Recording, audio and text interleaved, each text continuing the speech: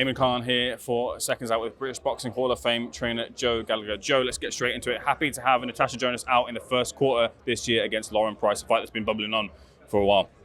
No, not really. This time last year we're in Liverpool, and 2024 was our last fight last year, and here we are 2025 in another big fight, unification, and a big female night of boxing and British boxing at a prestigious and venue which is full of boxing history. So everyone's touched on who's boxed there. Do you understand? We go back with Cooper, Ali had his farewell fight there, Naseem Hamed, Bruno, Naseem, Lewis, the Craze I mentioned in the press conference. So yeah, it's a big event and it's good to be part of it. Have you had an upgrade on your phone recently as well?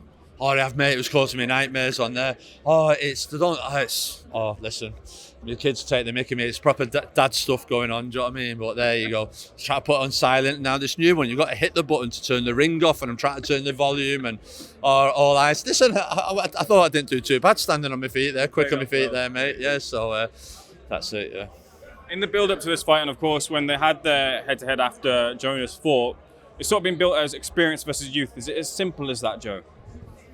As the experience and youth. I think it's more so a lot of people are trying to make this of a passing of the guard, the exchange, the passover. I don't really see it like that. I think Natasha Jonas, nearly going on 41 years of age, a challenge has been put before her and she's wanting to take that challenge. I think Natasha obviously is in an era with Katie Taylor where them type of people should be moving on now and into the last years. And Lauren Price, her era is really like the Sandy Ryans, Michaela Myers, Caroline Dubois and all that.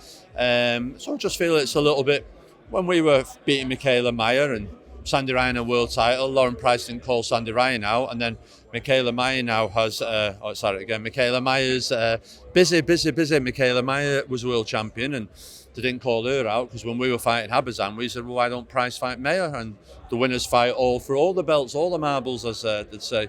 And they didn't do that. So I think they're thinking, well, we'll try and take what they may, in their opinion, feel is the weakest one, the oldest one, not much left on the clock, right for picking. And that's not going to be the case. Natasha is in the gym. I think Natasha's skill set is miles better than Lauren Price. Her selection of punches is miles better. A variation of punches is miles better. Yeah, Lauren's got speed. She's got speed of jab, speed of backhand.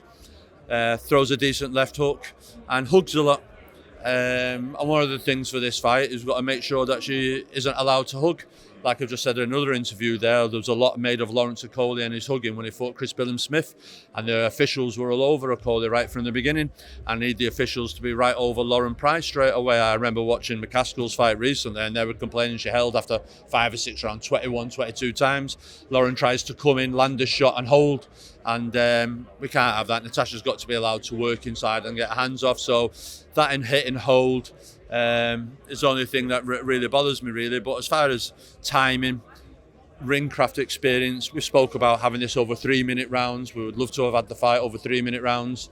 That would have been a really good option for us, but it was something that no one wants to pay that extra 10 minutes work, do they? Being direct here, a point that was raised was drug testing. Is that in place for this fight, Joe? Are you happy with that? Well, the drug testing is something I know Tasha got tested the other day. We'll have to speak to Lauren Price. Ben told me that it was assured, but I haven't seen nothing being put out by Vardy yet. That drug testing is being took on by both athletes for this fight. I have emailed the WBC and waiting for him to get back to me. And we're waiting, but as far as I'm aware, yeah, it is. But if I find out it isn't, then I'll be kicking off again. Want to keep an eye on for sure. Want to keep an eye on as well too. And that isn't because I'm trying to insinuate anything at all, but we're in a sport and we just want Natasha has to go through it, so I feel everyone else has to go through it, and it's we want everything all above board, and I think it should be for all world title fights. It isn't a case, are they or aren't they? It should be just a gimme. Fair I know it costs the promoter money to have it, but at the same time, it's that's what you should be doing, protecting your fighters. Well said, Joe. And one to keep an eye on as well too is this potential Mayer versus Ryan rematch. Look, from your perspective, Natasha Jonas gets the win over Lauren Price. Are you saying to her, look, hey, maybe hang up the gloves here or go for that rematch with Mayer if she comes through that, or Sandy Ryan? Well, that's down to Natasha. I leave everything in Natasha's hands. Everyone knows that I want her to retire. I don't want her boxing. I want her to live a life now. She's achieved everything. She's got a good job in Sky. Her daughter's got in age 9 now, something like that. Just wanted to enjoy being a mum. But listen, that's an opportunity and a fight we most probably look at, the Michaela Mayer rematch. We get through this, not that we're talking past price, but in the future, if things all fall into place, Michaela Mayer and Tasha Jonas rematch for all the belts would be absolutely huge. So yeah, there's that, and there's whatever Katie decides to do, if to do that Serrano 3 fight, maybe that's the farewell. I know I'll keep bleating about it, but as Tasha said, Mayer and Katie Taylor are the big money fights for her left in her career. So what's the latest with everyone at the gym? Yeah, no, we're busy. Billy Dennis just fought in Sheffield the other week, had a good win, a good step up. Joe Cooper's out on the Frank Warren show at the Co-op on February the 8th. Then I've got Clark and Mikey, they're out on February the 21st. And then we've got Mo Alakale having his 3rd fight over on the big Saudi card, BTBF Bivol 2. And then we're straight into Natasha, and then we'll be into Lawrence then sometime in April. Speaking of Lawrence, of course, the little whispers and rumours. As was mentioned, I heard you speak to Andy Pearl and say there's a lot of rumours and whispers, but nothing concrete yet. But the name linked most recently is Luis Ortiz. Is he a front runner in the mind for yourself and Lawrence Okoli?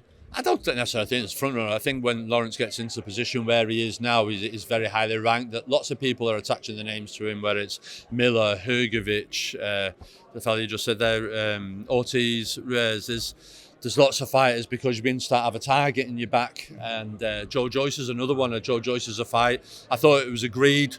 I thought it was done, and for whatever reason now I'm hearing Joyce is pulling out a fight in Lawrence Okoli. So a bit surprised by that because I thought that was a done deal. It was a done deal last year, and now he's moved up to heavyweight. I thought it was a done deal. Talks had gone on, and I thought it was a give me. I thought it was a case of Joe's having a little run out, and then he's fighting Lawrence. But it seems Joe Joyce has pulled out of the Lawrence Okoli fight. So yeah, which surprised me really. I thought that was a good fight, a good test for both fighters. Okay. Moving on to the wider sphere of boxing, first of all, the Eubank Jr versus Conor Benn fight seems as close as it's ever been. It's been announced as pretty much done. I wanted to ask you about the rematch clause. Rehydration clause. How much might that impact Chris Eubank Jr. rehydrating to only 170 pounds? I just think when you're in fights with like this, when you've made a fight and you made the weight, as long as you made the weight, you can weigh what you want. If you've chose the challenge of moving up a weight division or a couple of weight divisions to challenge a fighter at 160, well then you don't have terms to tell what the champion or whoever in the 160 can be whatever weight. You can't have it all. If you want to fight, I think if Eubank wants to come in at 172 or Ben at 174, whatever, it's just let both men be the healthiest they can be.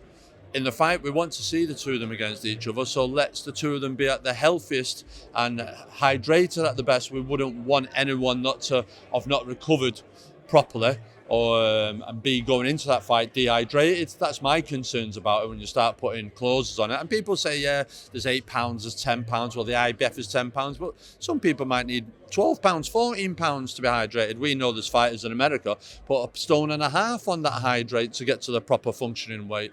So I just think that just let them be whatever they're going to be. The fight's done. It's about making the weight. But once they've made the weight, everything should be in place then for the fighter to be able to get to the ring, hydrated and fully carved up, ready to go in there and give us the best fight. You don't want to be going in there and then I can't eat this meal at 12 o'clock today because I'm going to be a pound over or this or that. That's just bringing pressure and stress that you don't need. The fight's done and they've made the weight. We'll let them go and be what they want to be in the ring on the night, and that's the idea of the fight. You're a hardcore boxing fan at heart. I was just asked this question by my colleague Danny Flexon on SecondsOut Live. He said, are you satisfied with kind of the outcome of Conor Benn's case and leading into the fight now that it's signed? And I want to ask you the same sort of thing. And I said, like, look, maybe I need Conor Benn's reasoning as to why clomiphene was in his system, because it just kind of sticks in my mind as to someone who's now going to progress with their career. Do you feel the same way? Do you feel like there needs to be more from Conor Benn if he's going to win back the hardcore boxing fans, I guess? I think you've got to be careful what you're saying. You're subject to believe everyone's getting sued and everything. But allegedly, I think sometimes when mud's thrown, it sticks. And Conor Benn will always have that, no matter what he goes on and do. And like you say, until someone comes out and gives the proper reasons. But whether he was cleared or he served a suspension or whatever the rumours are, what's gone on, I think more so than anything, I think for boxing and hardcore boxing fans is how Conor Benn, and I'm not pouring scorn on anything that's going. But I think that the thing is that somebody who's never fought for an English, a Commonwealth, a British, a European is involved in such a massive fight without really beating anybody.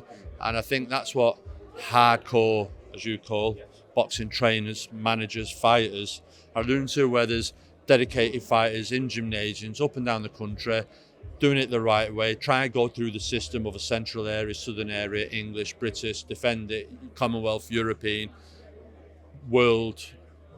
That's the traditional route. Mainly now then it shows really you don't have to win no belts. Is this what we're saying now? No belts are needed, because you look at the magnitude of this fight. I can't say it's a touch of misfits, but there's no world titles on the line. I don't know if there is any titles on the line. Is there any titles on the line? And we're just on about two legendary names in the sport of boxing from the fathers that have given this the fight and the build-up.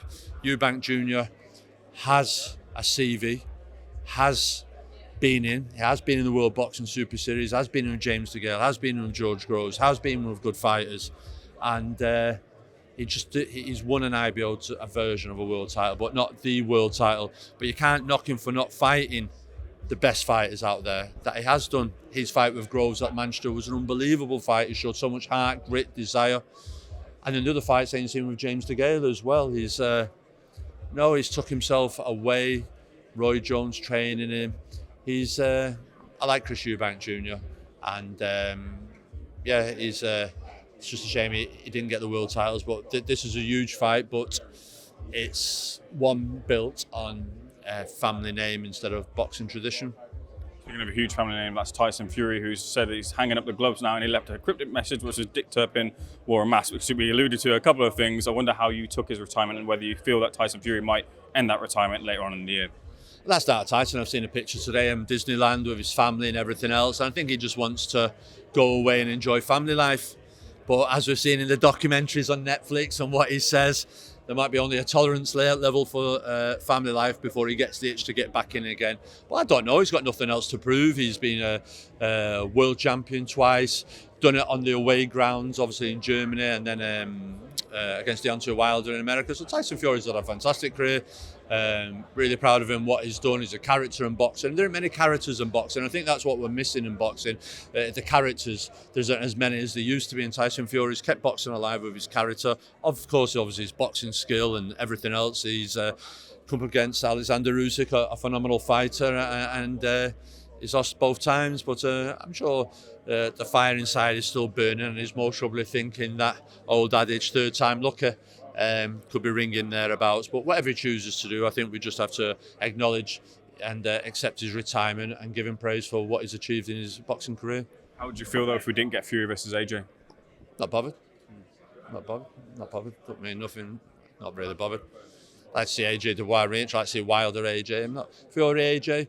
Yeah, it's a fight, but doesn't really bother me. It would have been great if there was titles and that on the line, but it doesn't really bother me, really. It's interesting that you say you'd like to see AJ versus Wilder. I spoke to Dan Raphael, and he said from his perspective, he doesn't really give any more of a shit, he said in his words, about that fight. I think the AJ Wilder, I think it's because of vulnerability in the fight, and it's because you're watching it through your eyes, and if AJ lands, Wilder lands, everything else. So I think that's there, and the bomb squad that comes with it, and it's America, it's the UK, and it should have happened years ago. I can see how that'd be. And listen, there's a story there for AJ and Fury as well. I'm sure they're trash talking now with it. I don't know. It's a weird one. There's fights out there that we'd all like to see. His Excellency is making that happen this year. But that's an interesting fight, an exciting fight. That AJ Wilder, that's juicy. It's who's got what left. That's a couple of things. I want your prediction on Dubois Parker, if you would. I've just said over there, I like both fighters, both coaches. Andy Lee, Don Charles, proper old school, good fighters. Daniel Dubois, one of my favourite fighters at the moment. The way that he's come back from everyone calling him a quitter for performing what he is at the moment. He's doing great work. And he's an informed fighter. Joseph Parker has done well. It's a chance for him to become two-weight world champion. He'll have a good game plan. But I just feel Daniel Dubois, after the Hrgovic fight, shows that he can take a punch, and he does have that heavy artillery that can take you out, and that's why I'll edge towards Daniel Dubois. And the main event of that is Beterbiev versus Bivol too. Do you think Bivol can do anything around to change a close defeat into a victory? I think I went Bitabev last time, thought he won the fight. I think this time Bivol, if he can keep the skill set that he had early on, later on in the rounds to secure that scorecard, I think that'll just be it. I think Bitabev got on top of him, started bringing him down and getting on touch of him, and early on it was a great fight. It's a bit of who you wanted. Like I said, we're talking about were you going for Hagler's steady work, or were you going for Leonard's shoe shining, and Bivol with quick combinations and landing clean on the way in, and Bitabev just kept them coming. So yeah, it'll be a good fight. Who's not to say Bivol wins and we have a trilogy out of it, but yeah, I think same again. I think Bitabev, now he knows what he's overcome before, he'll be able to do it again. Pleasure's all mine. If you need help with your phone, let me know. It's gone again, isn't it? Yes,